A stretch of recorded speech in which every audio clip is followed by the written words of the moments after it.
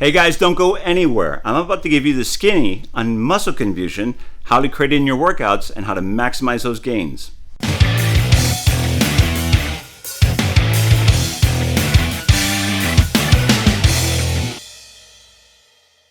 Thanks for hanging out with me on another episode of the 180 and 90. Today is day 42. I'm 3 days away from my halfway mark on the 90-day challenge to drop to 50 pounds. And it is a legs, shoulders, and glutes day. Great day, one of my favorites.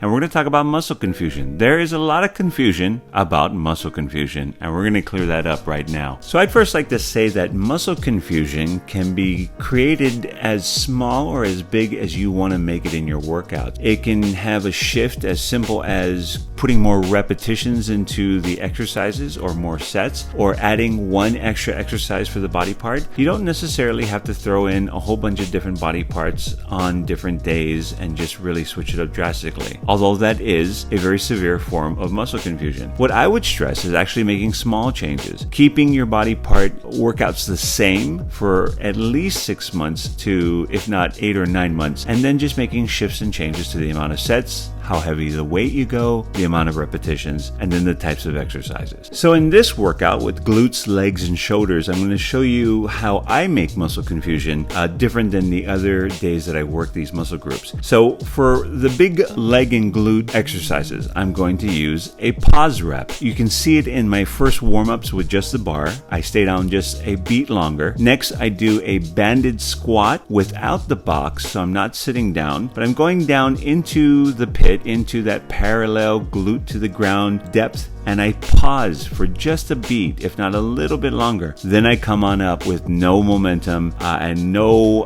bounce whatsoever to help me. I do this with the banded squat. I do this with the goblet squat at the same time, and it really puts a lot of stretch and a lot of emphasis in the glutes. You've seen me do these exact exercises before with a regular beat. Now I'm switching it up by just making it a beat longer, holding it in the deepest part of the stretch. Now for the muscle confusion technique I use for the shoulder, I switch it up by not going full extension on my repetition, starting off here with the seated military press. If you notice, I find my rhythm and then I go into what we call a 3/4 rep. I raise it as high as I can until I maximize the shoulder deltoid involvement, and right before the triceps can kick in and help straighten out the arm, therefore taking emphasis off the shoulder, I stop. I come back down, go into a nice deep stretch into the deltoids, and come right back up. When I do this, I usually add an extra 5 to 8 to 10 repetitions. I stay just within that deltoid shoulder range without letting the triceps extend and help, and it really is a burner, and it takes that simple seated military press into a whole nother realm, creating muscle confusion. Now you can also see that with the goblet squat, as I'm doing and performing it, I'm giving it that extra beat like I mentioned before to really pause in that deepest stretch into the glutes, which forces me to really dig deep and activate the glutes when I have to pull myself back up without any type of momentum or bounce. Great way to create muscle confusion and intensity. And for the shoulders, I stick with cables now. So instead of using dumbbells, I use cables, which have a different type of strain on the muscle. Obviously, there's a different angle on the pull. It's not just working with gravity against a solid weight like it would a dumbbell. So it's a different type of effect,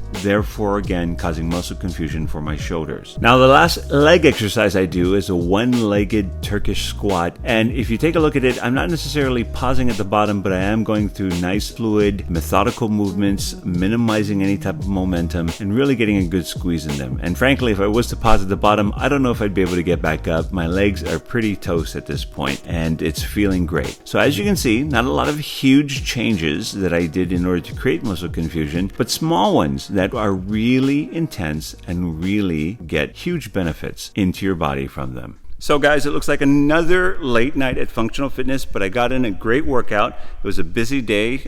Today we trained a ton of clients and we had a lot of fun doing so.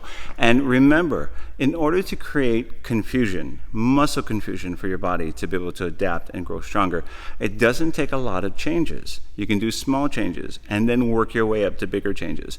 In fact, like I said before, I stress that you work on the smaller changes first and let your body adapt and then grow from there.